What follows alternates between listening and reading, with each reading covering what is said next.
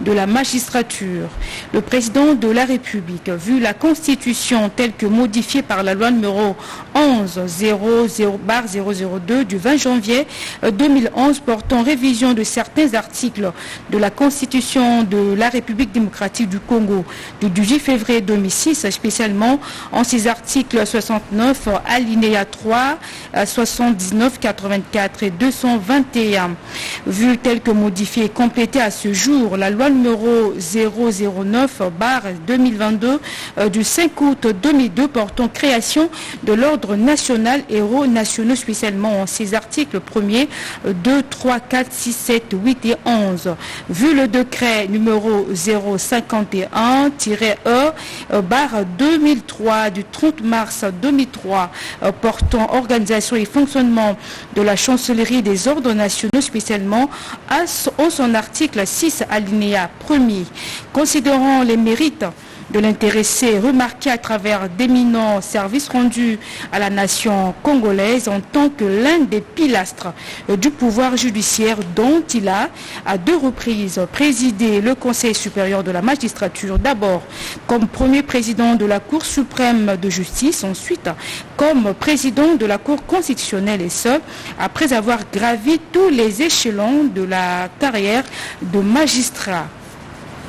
Soucieux de récompenser à titre posthume son sens élevé d'un patriotisme très ardent et très dévoué pour la cause nationale, son engagement et son abnégation faisant de lui l'un des dignes fils de ce pays. Vu la nécessité et l'urgence, sur proposition du chancelier des ordres nationaux, ordonne, article 1er, est admis à titre posthume dans l'ordre national héros nationaux Kabila Lumumba au grade de grand cordon, M. Benoît Luamba Bindou, premier président émérite de la Cour suprême de justice et ancien président de la constitutionnel et du Conseil supérieur de la magistrature. Article 2.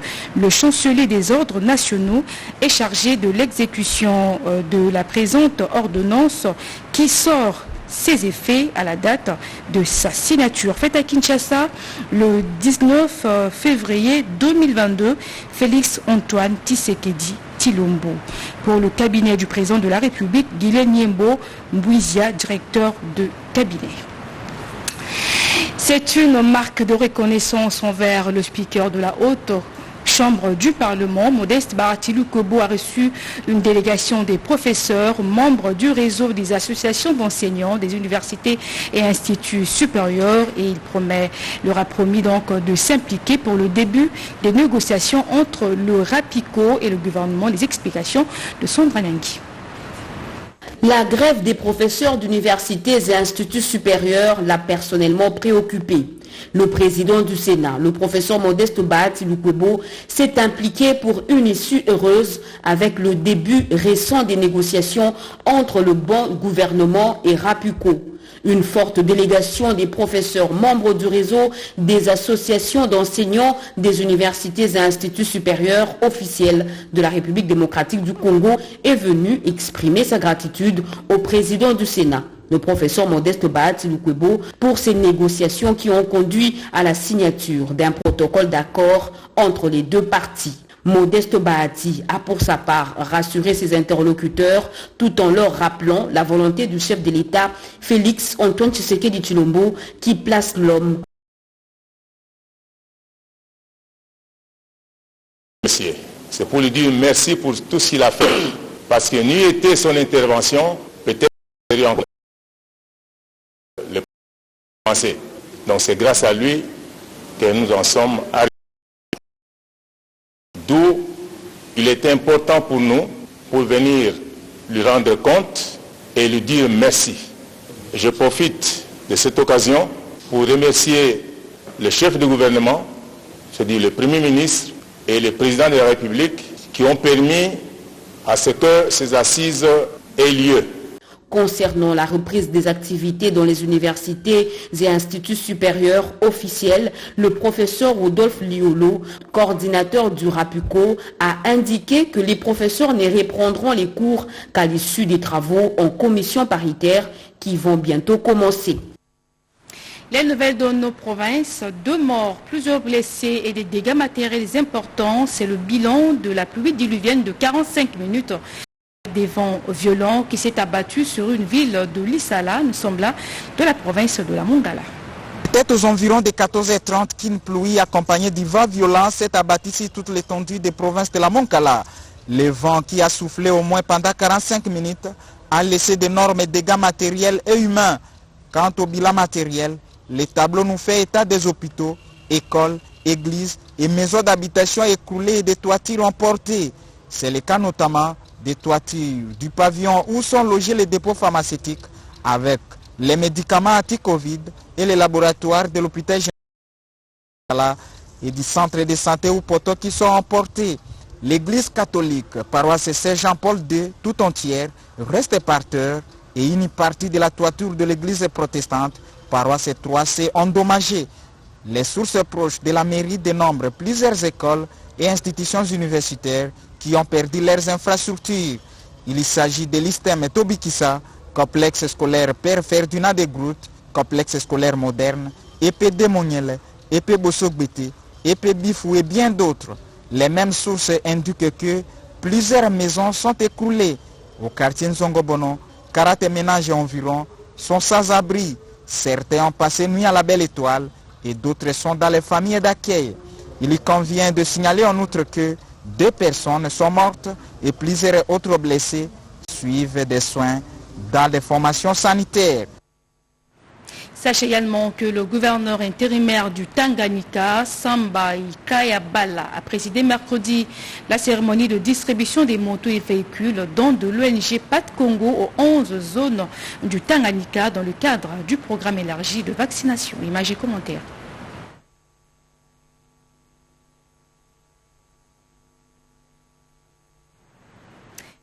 Donc dans la province du Tanganyika, pour vous dire que le gouverneur intérimaire Samba Kayabala a présidé mercredi la cérémonie de distribution des motos et véhicules dont de l'ONG PAT Congo aux 11 zones du Tanganyika dans le cadre du programme et de vaccination.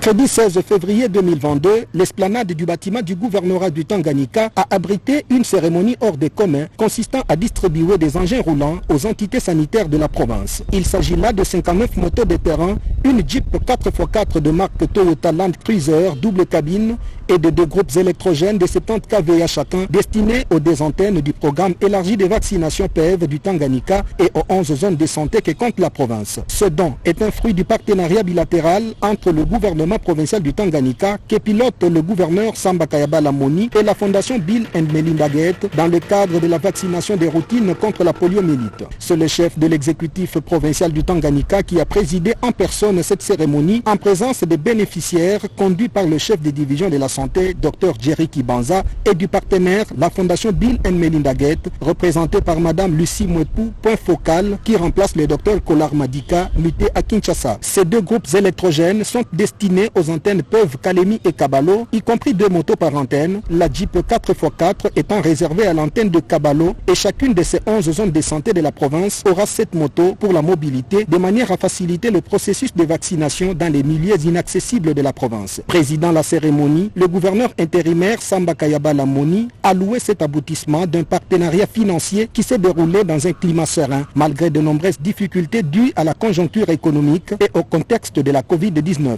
Il a enfin demandé aux bénéficiaires de ces dons d'en faire un bon usage. Pendant ce temps, dans la province du Congo central, la Fédération des églises chrétiennes du Congo avec les Bangunza condamne la tentative du coup d'État raté par la bouche du représentant légal Monseigneur évêque Jean-Théophile Oumba. Ils ont adressé un message de soutien au chef de l'État à travers un culte de prière à Dieu pour la paix et l'unité de la République démocratique du Congo. Les détails avec Rodé Panda. La tentative du plan de déstabilisation des institutions établies démocratiquement par la prise de pouvoir des forces est condamnée par toute la population congolaise constituée accueil de différentes couches socioculturelles.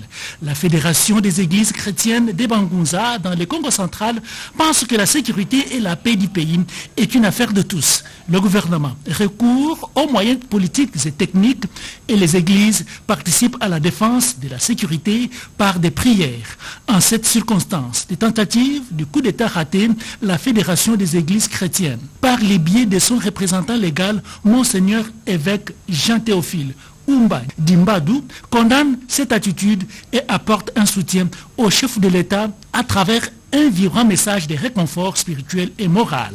Un culte spécial qui a réuni le seul haut responsable Ngunza à la paroisse de Kisenso le 13 février dernier a été organisé pour implorer la miséricorde et la protection divine. Nous réitérons notre soutien tant spirituel que moral au premier d'entre les citoyens de notre pays, son Excellence M. Félix Antoine Tshisekedi Tshilombo, et l'encourageons à continuer en toute quiétude son œuvre combien salvatrice à la tête de notre pays pour la gloire de Dieu. Par la même occasion, les Ngunza ont réaffirmé leur soutien à la candidature de Pati Joseph Lendo, un des fils du Congo central qui a manifesté le désir de briguer les mandats à la tête de la province du Congo central. Les pugilistes de la Chopo qui ont participé au championnat national de boxe vont rentrer chez eux sans peine. Un notable de la Chopo à Kinshasa, Jean-Pierre Kassoussoula, les a reçus et leur a donné les billets d'avion retour. Commentaire Edith Chala. Venus à Kinshasa pour participer au championnat national de boxe, les pugilistes de la Chopo ont bénéficié de la générosité d'un des dignes fils de la Chopo, notable de Kisangani, JP Kassoussoula. Ils ont eu chacun un billet d'avion retour et quelques pagnes avec effigie du président de la République Félix Antoine Tshisekedi. De quoi contenter le coach de l'équipe.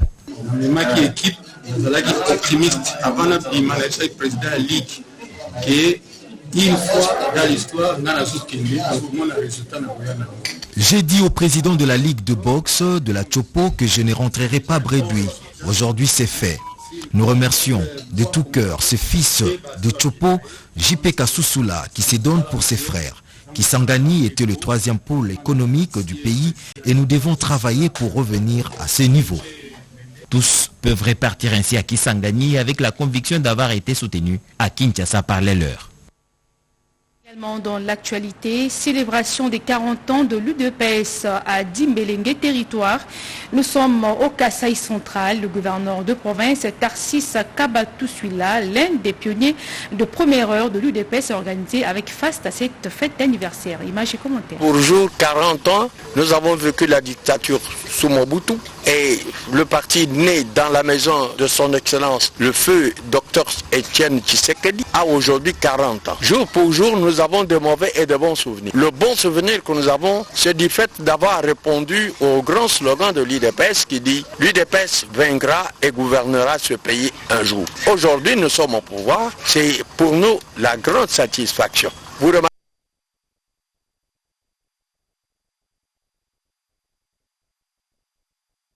dans la vie. Mais moi j'ai choisi d'être dans un village pour prouver que l'UDPS n'est pas seulement dans les villes, mais aussi dans le village là où nous nous trouvons maintenant. Aujourd'hui, nous avons un président de la République. Nous avons toujours dit que nous sommes démocrates. C'est la raison pour laquelle nous nous trouvons dans le village. C'est pour informer la population que l'UDPS doit absolument tout faire, arracher un deuxième mandat à la tête du pays, reconduire son excellence Félix Antoine Tshisekedi comme président de la République. Ça c'est notre cheval de... Jean-Baptiste Kongolo Kabila, ancien directeur général de la DGDA, membre de l'Union sacrée de la nation, est arrivé sur le sol lomamien. Ce dernier demande le soutien de la population lomamienne qui lui a réservé un accueil chaleureux. On en sait plus avec Annie Malaka, Patrice Chakou. La ville de Cabinda a vibré le jeudi 17 février 2022 par l'arrivée du ticket gagnant de l'Union sacrée pour la nation aux élections du gouverneur de la province de Lomami. Le candidat du RDT, Jean-Baptiste Nkongolo Kabila, l'ancien directeur général de la DGDA, les technocrates qui incarnent la vision du chef de l'État Félix Antoine Tshisekedi Tshilombo, soucié du développement de sa province d'origine et plus que déterminé à travailler pour l'épanouissement de sa province. Aussitôt arrivé, Jean-Baptiste Nkongolo Kabila a commencé par faire un crochet dans la cour royale afin de présenter ses civilités au grand chef Kamanda, avant d'être présenté à la foule qui lui a réservé un accueil chaleureux. Devant ses camarades et militants du RDT, son parti politique, l'ancien directeur général de la DGDA a appelé la population lomamienne à l'unité nationale et surtout au développement de cette province. Une occasion pour cet homme de terrain de remercier l'Auguste Assemblée pour l'accueil délirant lui réservé avant d'annoncer sa tournée à travers quelques entités de la province, dont Mweneditu et Kameji, pour s'enquérir davantage de la situation de la province. Le gouverneur de la province de Kinshasa, Jean-Tini Ngobila, a échangé jeudi à l'hôtel de ville avec les bourgmestres et les commandants des districts de la police nationale congolaise sur l'application stricte des décisions prises après le drame de Matadi Kibala. Willy Atunakov a signé ce reportage. Le drame de Matadi Kibala dans la commune de Mongafula qui doit interpeller tout le monde pour que pareille tragédie ne survienne plus dans l'avenir. Parmi les grandes décisions annoncées pour faire régner de l'ordre et la sécurité de la population quinoise, la destruction des occupations des emprises publiques et des constructions anarchiques érigées le long des rivières et des voies ferrées, la fermeture de marchés pirates le long des principales artères avec interdiction formelle de percevoir des taxes pour les endroits prohibés sur toute l'étendue de la capitale sous peine de sanctions exemplaires. À cela s'ajoute l'application stricte de la mesure interdisant la production et la commercialisation d'eau en sachet. Nous allons travailler ensemble, aussi bien le bourgmestre que le commandant de police, pour que nous puissions dégager tous les vendeurs qui vendent le long des avenues principales. Au niveau des avenues principales, j'ai dit qu'il y a un spectacle désolant que les Quinois offrent aux passants, aux VIP de la ville, aux VIP de la République. À en croire les participants à cette réunion, toutes ces mesures sécuritaires et sanitaires sont renforcées sur les artères principales en prévision des visites officielles à Kinshasa du président turc prévu pour ce week-end et du couple royal belge attendu dans la capitale le 6 mars prochain. Une matinée fiscale du service d'assiette a été organisée au ministère des Finances. Question de maximiser les recettes de l'État. Les détails dans ce reportage. Le ministre des Finances a tenu récemment la réunion sur l'accroissement des recettes de l'État avec les régies financières et tous les services d'assiette. Pour exécuter ces instructions dans la province du Maniema, les directeurs de la Direction générale de recettes administratives, domaniales et des participations a invité tous les services d'assiette et des ressorts de maximiser les recettes pour permettre à l'État congolais d'avoir le moyen de sa politique. Puisque pour la DGRAD, à la différence d'autres régies, la DGRAD travaille avec les services d'assiette qui en amont constatent et liquident. Et la DGRAD ne vient qu'en deuxième lieu. Donc il faudrait que nous puissions responsabiliser ces services, à donner à la DGRAD la matière en vue de faire face ou de relever les défis des assignations lui assignées. Chaque service opérationnel doit s'engager à mobiliser les recettes pour atteindre un taux d'accroissement de 29,71% pour l'exercice budgétaire de 2022. Par rapport aux assignations de 2021, la direction de Maniema a atteint un taux de 84,27%. Toutes ces décisions étaient prises lors d'une matinée fiscale qui a permis non seulement de faire la restitution des instructions du ministre des Finances sur la mobilisation des recettes, mais aussi identifier les nouveaux contribuables et de mettre sur point des stratégies pour la réussite des opérations de collecte des impôts, des taxes et des recettes non fiscales. Les innovations réalisées par la DGRK à travers des réformes pour la déclaration électronique et le paiement en ligne des impôts fonciers méritent la vulgarisation. Ce 18 février 2022, le directeur général de cette institution était à la Fédération des entreprises du Congo FEC pour présenter cette nouvelle technologie, nous rapporte Rodé Panda.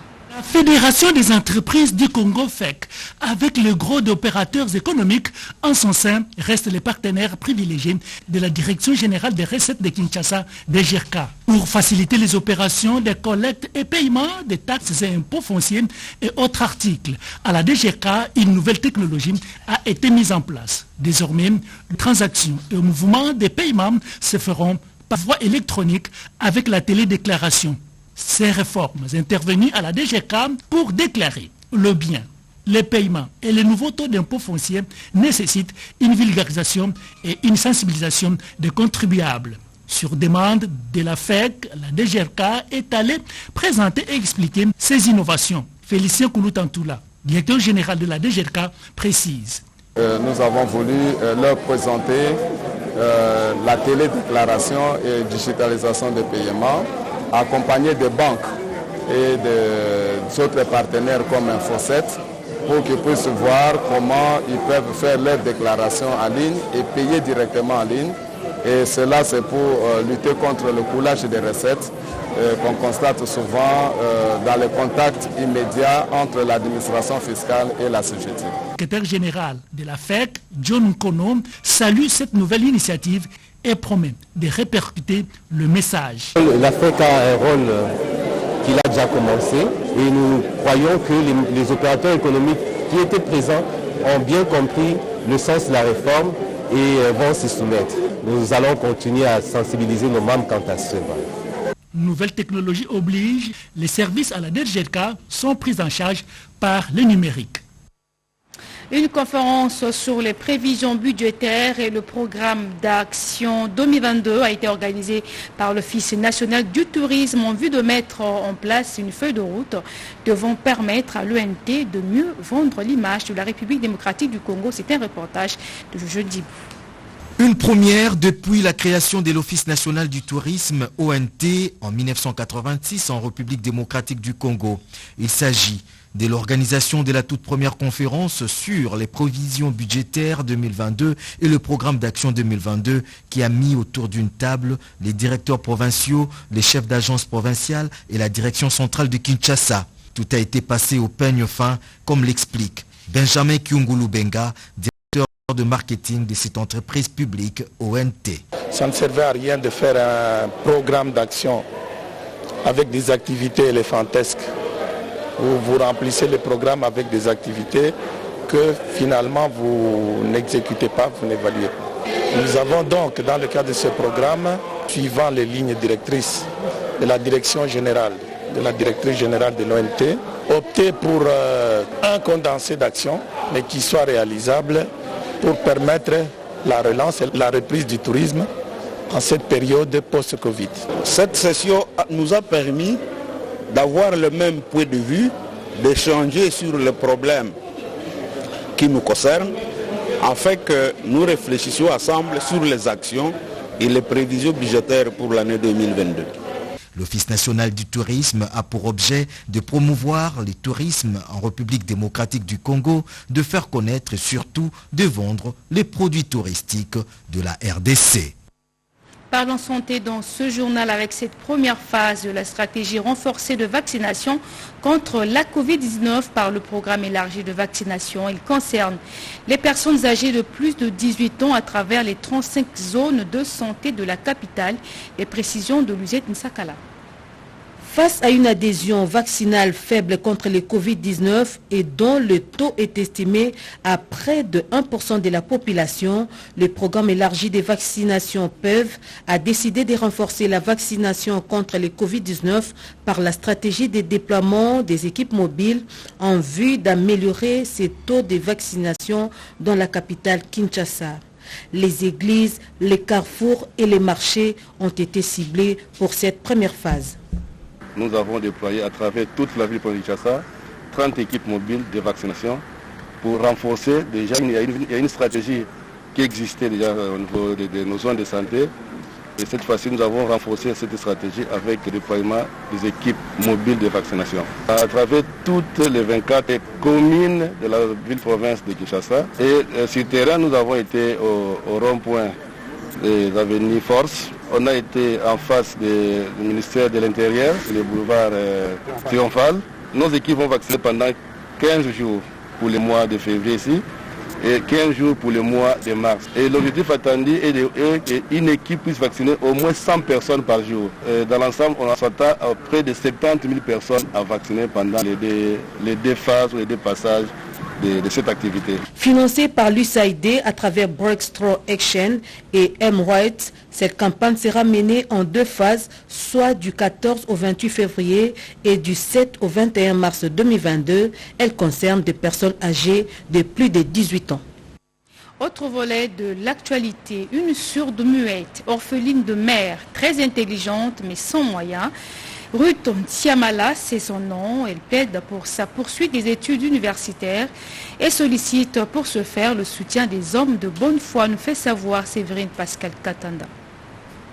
Elle a le mérite d'être intelligente, pétrie de la qualité d'une basketteuse talentueuse et surtout studieuse et dévouée aux études.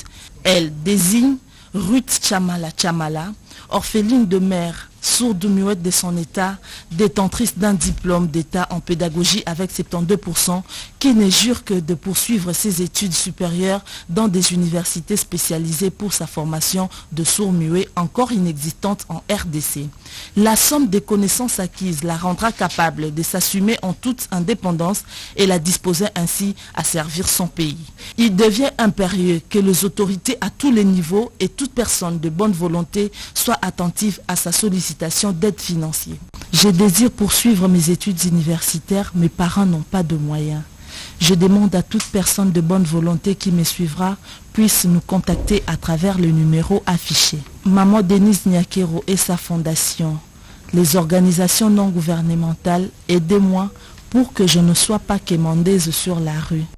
Que les études m'aident à être utile à la société et servir mon pays.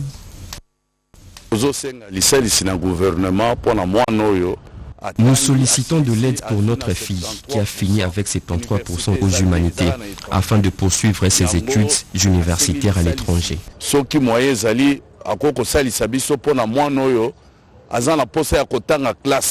Tous les contacts sont le bienvenu sur l'avenue Lumière numéro 18 au quartier Badara dans la commune de Lancélé. Une autre voie, c'est de joindre la famille en appelant sur le 084 25 014 46 ou le 090 68 86 542. Le département de chirurgie des cliniques universitaires de Kinshasa vient de réceptionner un lot des matériels d'endoscopie et microscope opératoire. C'est le professeur Dr Tabi, chef du département de chirurgie, qui a présenté ces matériels, nous dit Grace Maossou. Acquis sur fonds propres des cliniques universitaires de Kinshasa.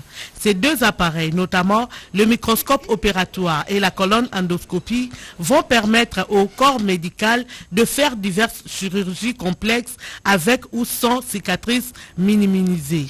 Les AVC, les tumeurs, les maladies de l'hypophyse, les organes internes de l'urologie, comme la prostate et d'autres formes de chirurgie, peuvent bénéficier aussi de la prise en charge assurée de cet appareil. Quand quelqu'un fait l'AVC, il a saigné dans sa tête, c'est ce qu'on appelle les AVC hémorragiques. Donc il y a des petits vaisseaux qui sont à l'intérieur, qui saignent. Grâce à cet appareil, on va entrer dans son cerveau, chercher les vaisseaux qui saignent et aller les bloquer comme vous avez vu là. S'il faut les réparer avec les fils comme on a fait. Ce sont les fils microscopiques qui ne sont pas faciles à voir à l'œil. Quand on a aussi des tumeurs, c'est-à-dire des boules ou des masses qui poussent dans le cerveau, pour les opérer, il faut avoir la finesse. Et la finesse va aussi avec les petits instruments pour avoir la précision et ne pas toucher n'importe quoi. Alors, avec cet appareil, nous pouvons aller toucher à ces histoires-là en créant le moins de problèmes possible. Cet homme des sciences a fait savoir que grâce au microscope opératoire, il y a lieu d'avoir la connexion avec les étudiants dans d'autres salles. Cet équipement médical vient aussi renforcer d'autres boîtes endoscopie pour la digestive. Sachez également qu'un nouveau bâtiment avec un auditoire très spacieux pour contenir le grand nombre des apprenants a été construit à l'école de santé publique. La cérémonie d'inauguration est intervenue en présence des autorités académiques et le représentant du ministre de l'ESU, nous rapporte Rodé Panda. Acquis sur fonds propres des cliniques universitaires de Kinshasa, ces deux appareils, notamment le microscope opératoire et la colonne endoscopie, vont permettre au corps médical de faire diverses chirurgies complexes avec ou sans cicatrices minimisées. Les AVC, les tumeurs, les maladies de l'hypophyse, les organes internes de l'urologie, comme la prostate et d'autres formes de chirurgie, peuvent bénéficier aussi de la prise en charge assurée de cet appareil. Quand quelqu'un a saigné dans sa tête, c'est ce qu'on appelle les AVC hémorragiques. Et donc il y a des petits vaisseaux qui sont à l'intérieur, qui saignent. Grâce à cet appareil, on va entrer dans son cerveau, chercher les vaisseaux qui saignent et aller les bloquer comme vous avez vu là. Si pour les réparer avec les fils comme on a fait. Ce sont des fils microscopiques qui ne sont pas faciles à voir.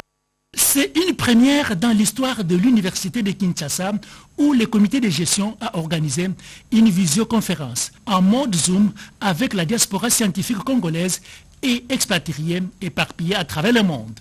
Plus de 40 pays avec 500 participants ont pris part à cette messe scientifique. Le recteur de l'UNIKIN, le professeur Jean-Marie Kayembe, a placé un mot. Nous avons voulu partager avec tous ceux qui aiment ce pays, les fils, les sympathisants, autour justement de l'UNIKIN qui devra certainement revêtir toutes ses missions réellement et être l'UNIKIN solution. Qu'avons-nous fait? Nous avons parlé de notre université, des multiples défis auxquels elle est confrontée à l'heure actuelle et ensemble évoquer quelques pistes de solutions pour pouvoir transformer réellement notre université autour de ses missions traditionnelles. Cette expertise est prête à revenir. Nous leur avons dit, la main vous est tout à fait tendue. Le secrétaire général à la recherche, le professeur Dr Antoine Chimpi, a présenté sa propre lecture de ces échanges. Ce groupe de Congolais à l'extérieur est une richesse incroyable pour nous. Il y a des expertises dans tous les domaines qui peuvent donc venir en complément ou en rescousse de leur université et donc de notre pays. Ça n'est pas normal. Tout simplement, si vous mettez la somme de ces expertises, ça paraît une anomalie que notre université n'apparaisse pas dans les classements mondiaux. Désormais, un des défis à relever par le comité de gestion de l'UNIKIN et l'ensemble de la communauté universitaire est que l'UNIKIN retrouve sa place dans le classement mondial des universités. Les concours de tous est sollicité de tout le vœu. De suivre une conférence de débat par visioconférence pour échanger sous le rôle de l'université de Kinshasa et le perfectionnement des activités académiques afin de contribuer au développement de la République démocratique du Congo. La construction du port en eau profonde de Banana, on en parle dans ce journal. Vous savez, quelques semaines après la pose de la première pierre par le président de la République, Félix Antoine Tshisekedi Tshilombo, eh bien, la population de la province du Congo central continue à saluer cette grande initiative. Reportage. Le peuple né Congo remercie le chef de l'État pour la nomination de l'un de leurs au poste de l'administrateur et mandataire de la République au sein de la nouvelle entreprise DP World, chargée de la construction du port en eau profonde de Banana, projet tant attendu par ce peuple. La communauté né Congo de la République démocratique du Congo vous exprime ses remerciements les plus chaleureux pour la confiance témoignée à l'un de ses dignes fils en la personne du docteur Médard Nsiala-Nkula, en qualité d'administrateur et mandataire de la République au sein de la nouvelle entreprise DP World chargée de construire le port en eau profonde de Banana. Un port longtemps promis depuis plus de 80 ans, mais qui enfin sera construit sous votre règne. En effet, nous ne pouvons pas nous taire et passer sous silence cet acte grandiose qui entre dans votre vision du développement résumé par le slogan « Le peuple d'abord », consistant à la création d'emplois pour lutter contre le chômage et la pauvreté et booster l'économie de notre pays en général et celle du Congo central en particulier, afin qu'il retrouve sa place de noblesse au sein du concert des nations. Voilà, c'est la fin donc de cette grande édition de 19h, mais retenez que pour raison de transmission du match qui va opposer Raja de Casablanca et Sétif, l'édition de 20h n'aura pas lieu. Le prochain rendez-vous avec l'actualité sur la RTNC, c'est donc à 23h dans une présentation de Serge Merlin.